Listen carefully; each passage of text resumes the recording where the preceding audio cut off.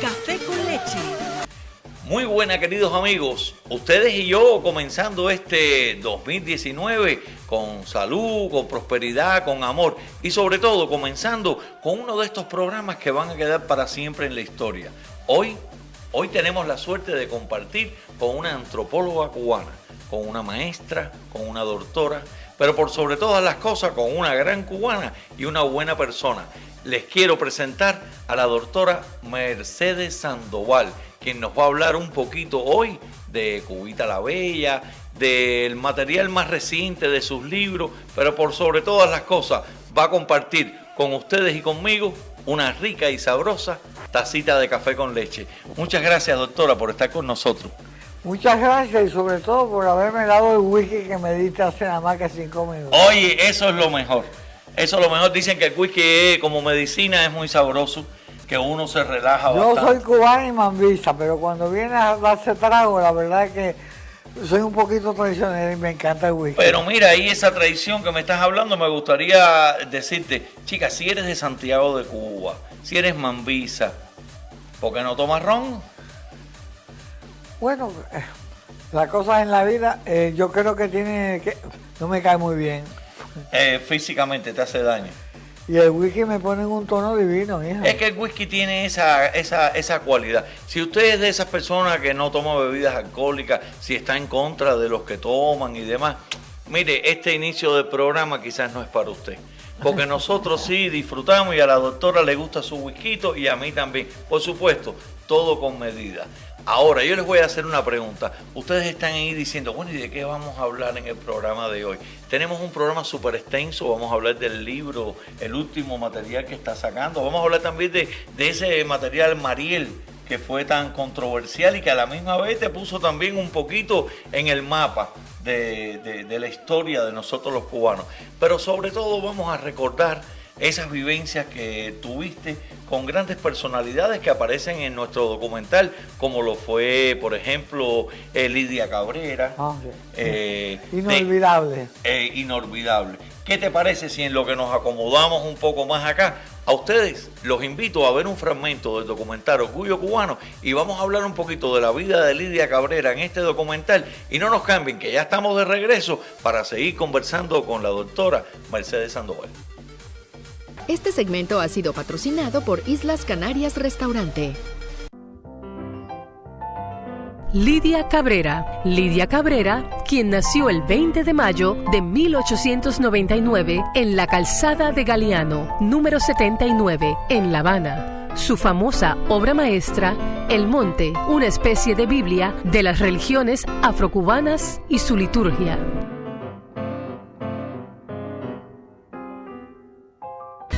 Volvemos en Miami Pain and Diagnostic Center ha demostrado ser exitoso en el tratamiento de enfermedades dolorosas desde cervicales, dolores lumbares hasta osteoartritis y otras enfermedades crónicas. Con 2 ubicaciones en West Kendall y South Miami, nuestras instalaciones ofrecen servicios de diagnóstico, terapia física, células madre, podiatría. No viva con dolor. Siéntase y viva mejor con Miami Pain and Diagnostic Center. Creamos Univista pensando en usted. Univista es para mí. Univista Insurance es para mí. Univista es para mí. Univista es para mí. Univista es para mí. Univista es para mí.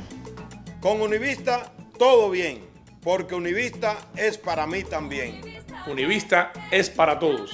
Univista Insurance, la mejor cobertura al mejor precio y con el mejor servicio. Univista Insurance, la mejor opción. Cuba Tours Envíos and Travel tiene los mejores precios del mercado. Cuba Tours Envíos and Travel, siempre pensando en sus clientes. Todos los servicios a Cuba. Cuba Tours Envíos and Travel, grandes especiales en cruceros a Cuba. Cuba Tours Envíos and Travel te ofrece autos, hoteles, pasajes, remesas, paquetería, trámites consulares, inmigración, contabilidad, taxes desde $39.95 y muchísimo más.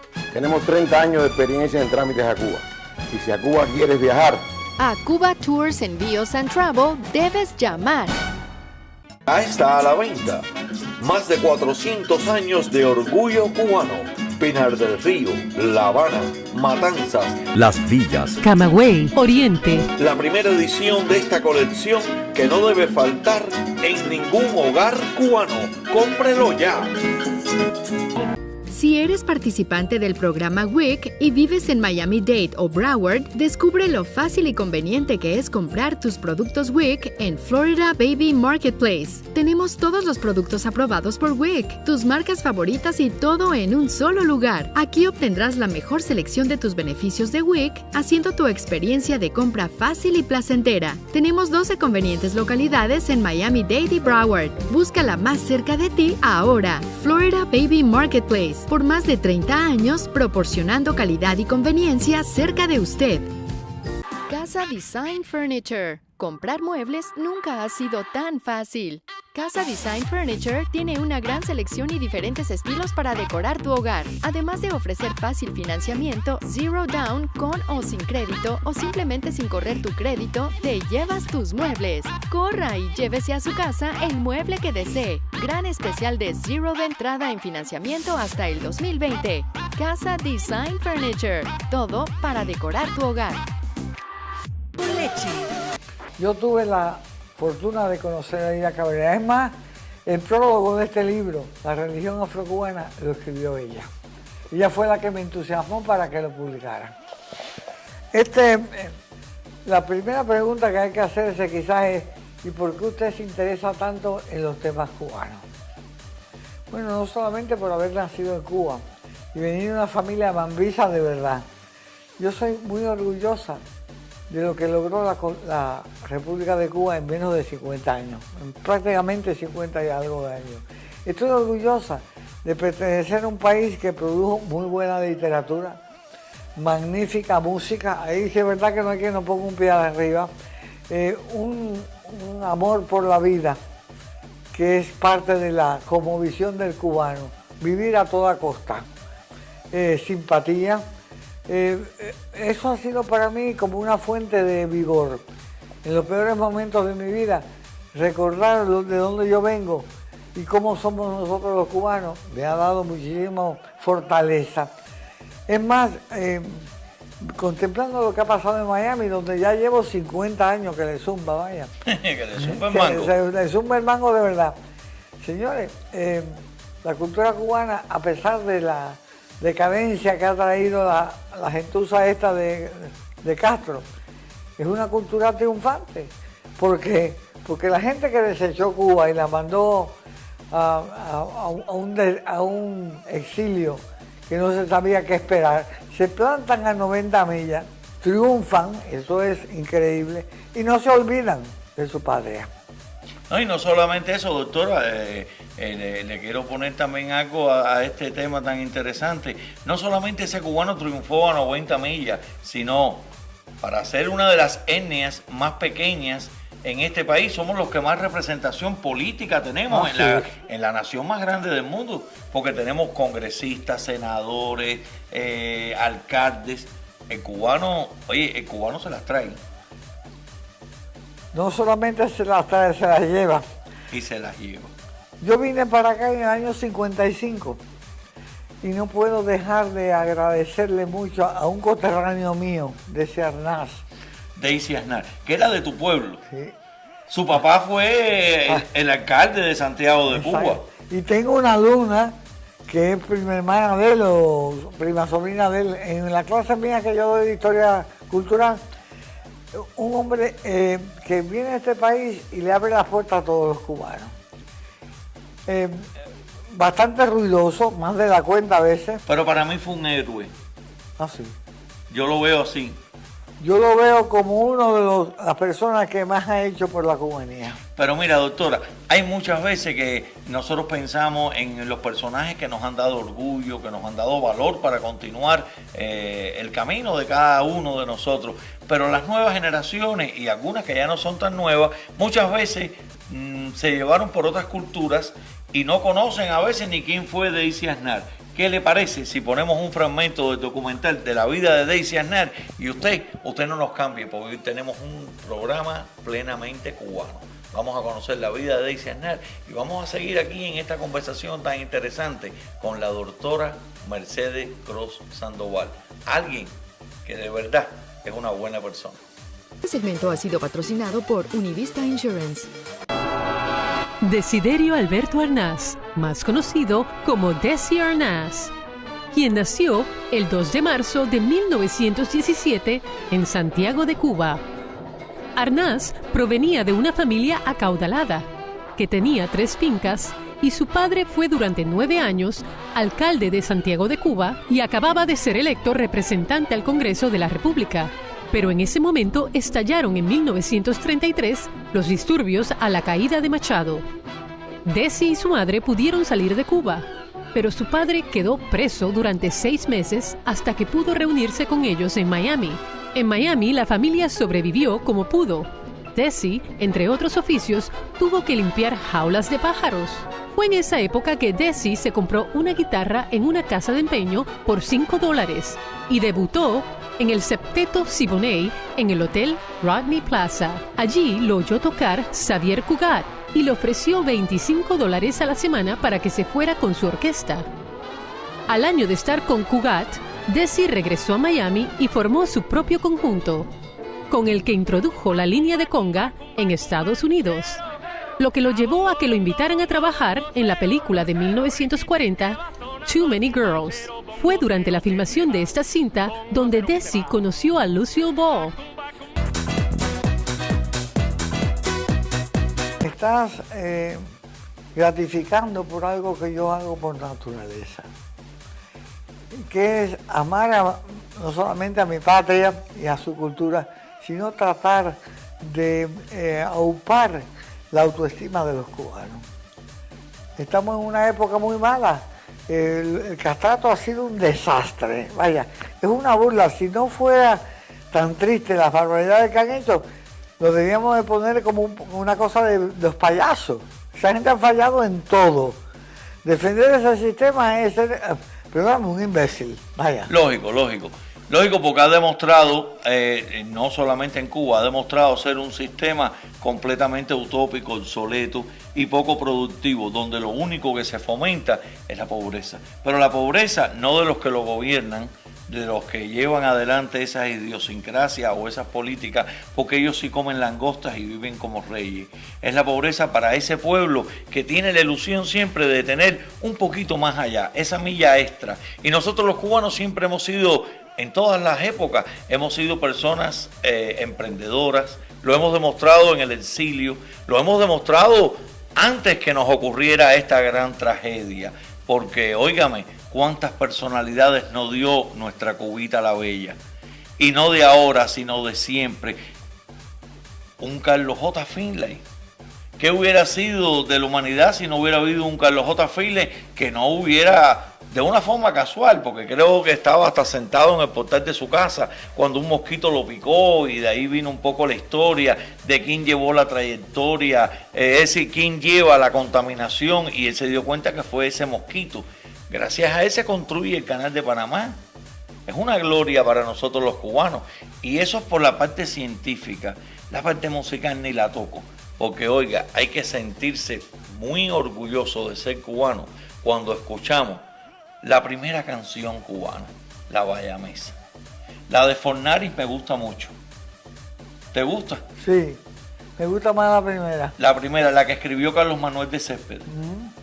Oiga, en este programa hoy estamos llenos de cubanía y estamos hablando de diferentes personalidades. Vamos a conversar sobre este material que tienes acá de las religiones afrocaribeñas, son afrocubanas, porque en realidad el Caribe tú lo llevas solamente a Cuba. Lo que tiene de importante para mí las religiones afrocubanas es que es una muestra de lo que es el sincretismo cubano. Es quizás uno de los mejores ejemplos de un nuevo factor cultural sincrético. La cultura cubana es una cultura sincrética en el sentido de que, piensen esto, de todos los hispanoamericanos, los más hispanófilos somos nosotros. Es cierto, es cierto. Pregúntate que eso quizás se debe a que fuimos colonia de España por 100 años más. Correcto. Pero los cubanos, perdóname, pero concho, hacemos una fabada mejor que en España. Oye, no solamente eso, hay que reconocer que en Cuba hubo una industria movida con tendido eléctrico primero que en España. Hubo ferrocarril con unas características indiscutibles, un transporte a principios de siglo que fue algo fenomenal. Teníamos una cultura progresista. Fíjese si es así, doctora, que ya en el año 1929 teníamos 68 emisoras de radio. Éramos una cultura orientada a emular. A emular. En vez de envidiar. La envidia ha sido desastrosa para todo lo que es Hispanoamérica y para Cuba también. El comunismo se nutre de la envidia. La cultura republicana era una cultura de emular. Y los cubanos éramos los leones en inventar prácticamente programas. Pero con razón, porque por ejemplo, si nos vamos a ver, por ejemplo, en los deportes, sobre todo los deportes ciencia, somos los cubanos los únicos latinoamericanos que hemos tenido un campeón del mundo de ajedrez. Sí. José Raúl Capablanca. Yo sé. Y le cuento que también fue en Cuba en 1912 que se concientizó un poco a la humanidad con el concepto de los moles. El primer mall famoso de la América, primero que en Estados Unidos, fue la Manzana de Gómez, que ese año, 1912, es cuando se inaugura. Es decir, Cuba tenía una influencia enorme de la cual nosotros los criollos nos favorecimos, porque tuvimos la influencia inglesa, la influencia francesa. Muy fuerte. Muy fuerte. Bueno, yo pienso que en Cuba las influencias culturales fueron bastante fuertes, pero bastante mixtas. La francesa ya trajo a Cuba también mucho espiritualismo. Bueno. Porque es que en Francia es la madre del espiritualismo. Y el espiritismo también. Y el espiritismo también. Del espiritismo también. En Oriente había mucha gente con creencias espíritas, sobre todo siguiendo a Allan Kardec. Allan Kardec, cómo no. Que entre paréntesis es impresionante. Yo he leído a Allan Kardec, el Nuevo Testamento, de acuerdo con Allan Kardec, y es un libro bastante impresionante. Hubo mucha influencia en Cuba de los españoles del norte de España, porque en el siglo XIX vienen contingentes de españoles de Cataluña, de Galicia, de los Países Vascos, de Asturias, y es una... Yo creo que vinieron de todas partes, porque también hubo una influencia del califato allá de Córdoba, que se radicaron en partes de La Habana. No fueron los más, pero también estuvieron presentes. Lo interesante es lo que Fernando Ortiz considera que ocurrió en Cuba, y él tenía toda la razón, en un proceso de transculturación. Es interesante, en otras palabras, transculturación es un proceso que en Cuba toma menos de una centuria, y donde varias fuentes culturales, ¿verdad?, todas se unen en crear lo que llamamos nosotros la criollez. La criollez, que él lo manifiesta muy bien en La Isla Infinita. Y es una cultura sincrética, al mismo tiempo ambigua. Es muy interesante, y eso no lo digo con afán negativo, no, todo lo contrario. Ambiguo es el hecho de aceptar cosas diferentes sin buscarse ninguna discrepancia, es acomodarse. La cultura no es... Sería entonces nuestra cultura, usted podría decir que es una cultura complaciente. Sí, y adaptiva. Y adaptiva, camaleónica. Yo siempre cojo de ejemplo a Cecilia Valdés, que el gran músico cubano que compuso la zarzuela, la pone a la salida de una figura extraordinaria. Es huérfana, es mulata, la mamá está loca de remate, y esta muchacha es ilegítima, y en vez de ser pobrecita, de infeliz, pues, ella sale diciendo que ella es la candela. La candela. La candela. La bicha. La bicha, la que se sabe todo. Todo. Canta, yo soy una cosa positiva. El poder del alma. El alma, esa alma. Y todos los cubanos yo creo que tenemos un poquito de esa expresión en la zarzuela de Cecilia Valdés. Han habido cubanos que han demostrado su orgullo por nuestra isla, luchando por ella, los mambises.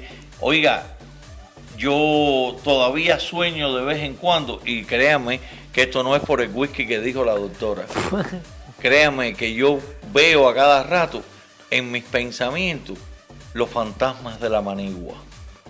Porque creo que todavía están presentes y que algunos se estarán retorciendo con todo lo que nos ha sucedido y cómo han utilizado el nombre de hombres gloriosos y valiosos y valientes para esta farsa. Esta falsa. No tiene otro nombre, es una falsa. Una farsa. Una falsa. Una falsa que todo lo que empieza termina y todo lo que baja sube, lo que sube baja. Todo tiene un inicio y un final.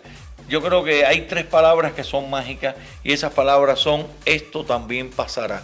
Y tengo la esperanza que ya estemos cerca de ese final que nos ha tocado vivir por 60 años, algunos como a nosotros fuera de Cuba, a otros bajo el adoctrinamiento de uno de los sistemas más, yo diría que más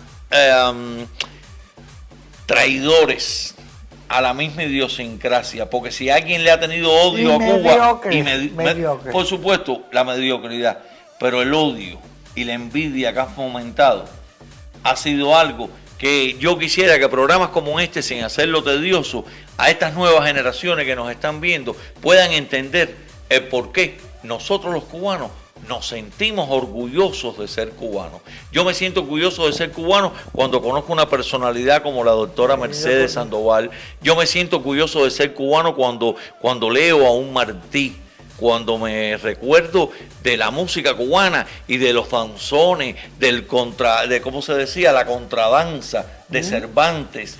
Oiga, toda esa música que nos llegó al corazón de todos los latinoamericanos y del mundo entero, porque tenemos casos, por ejemplo... Música universal. Universal. Fíjese si es una música universal. Vamos a contarle a los televidentes que hay un danzón perfecto, o un bolero perfecto que se llama Patricia. Lo compuso Dámaso Pérez Prado. Y el maestro Fellini, el maestro italiano de cine, lo utiliza en sus películas, la música de Dámaso Pérez Prado. Vamos a dar un viajecito a Matanza, vamos a conocer la vida de Dámaso Pérez Prado. Va a ser bien cortico y vamos a regresar. Este segmento ha sido patrocinado por Islas Canarias Restaurante. La carrera de Pérez Prado no solo fue el mambo, igualmente recorrieron todos los rincones del planeta otras interpretaciones de Pérez Prado como Cerezo Rosa, basada en una canción popular francesa. La versión instrumental de Pérez Prado de Cerezo Rosa llegó a ocupar en 1955 el primer lugar en los hit parades de Estados Unidos, el Reino Unido y Alemania. De esta forma, Pérez Prado se convirtió en el primer músico latinoamericano en conseguir que una obra suya, interpretada por él mismo, alcanzara estos honores.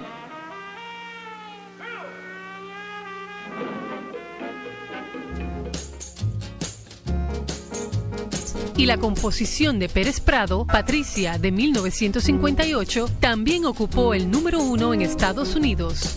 El director de cine italiano más grande de todos los tiempos, Federico Fellini, utilizó la música de Patricia en su película La Dulce Vida. Por eso, no es de extrañar que las composiciones de Pérez Prado sigan deleitando a las actuales generaciones amantes de la música.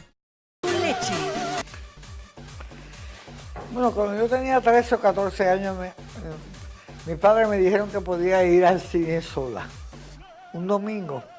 Estoy caminando para subirme en la acera. Te estoy diciendo cómo fue la experiencia. Y mi papá me había regalado una gran cantidad de libros porque él dirigió mi educación. De Dostoyevsky, Stefan Zweig.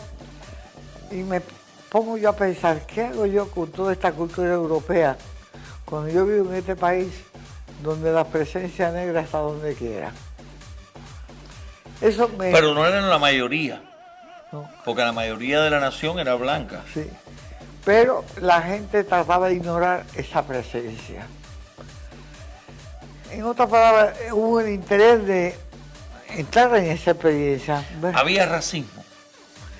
Sí, pero diferente. Te voy a explicar. Un negro podía ser tu hermano. Podía ser tu amigo. No, podía serlo. Lo era. De hecho, tuvimos muchos negros mambises que fueron muy valientes. Pero hay un problema muy importante. Personas importantes en tu vida siempre había un negro. Por lo menos mi experiencia oriental. Ay, la mía igual. ¿Okay? En la vida mía los negros han sido gente sumamente importante. ¿Ya? En la mía las negras. Y te lo digo no en broma, sino tenía una tía casada con un tío que era negra, pero negra. Era una cocinera de primera. De hecho, fue cocinera de casas de familias muy ricas en La Habana. Y yo recuerdo siempre a Aleja, donde quiera se llamaba así, Alejandrina, que Dios la tenga en su gloria y que por favor que me mande un mensaje y me cuente cómo hacía esas croquetas tan ricas, porque hacía unas croquetas de pescado con perejil que nunca las he comido igual. Pues yo tuve una gran amiga, Blancanieves Tamayo, muy buena amiga mía. Me la recomendó Lidia Cabrera, una cubana de un cerebro increíble. ¿Y dónde fue que conociste a Lidia? La conocí en La Habana, porque era amiga de mi hermano. Ella vivía en el Cerro, ¿no? En la barriada del Cerro. Bueno, ella tenía una casa en San José de las Lajas, que ella se la donó a la República de Cuba. La convirtió en un museo colonial cubano. Muy simpática. Muy simpática. ¿Pero la conociste de casualidad? ¿Te la presentaron? No, mi hermano era el jefe de publicidad de Mestre y Conil, muy inteligente. Vamos a hacer una cosa, vamos a un pase, vamos a ver la vida de Amelia Peláez, vamos a enseñarle parte de su trabajo a nuestro público. Vamos a regresar para seguir compartiendo con la doctora y vamos a hacerle la pregunta de los 24.000 o los 64.000, como querramos llamarlo. A ver si la doctora sabe quién inventó el café con leche. Ya regresamos, no nos cambien y vamos a seguir disfrutando ustedes y yo, como de costumbre, esta rica y sabrosa tacita de café con leche. Este segmento ha sido patrocinado por Islas Canarias Restaurante.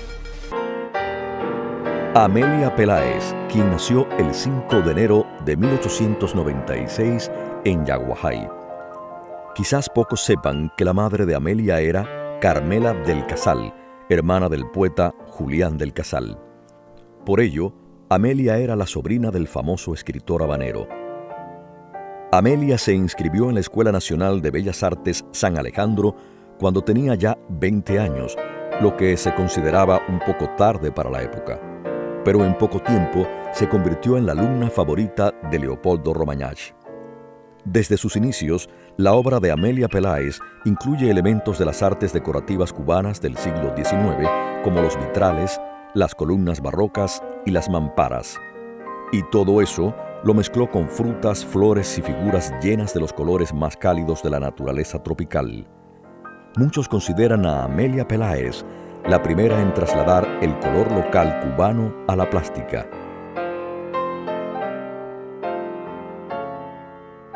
Pero Amelia Peláez fue también una destacada muralista, lo que quedó de relieve cuando, entre otros, realizó en 1957 la fachada del Hotel Havana Hilton.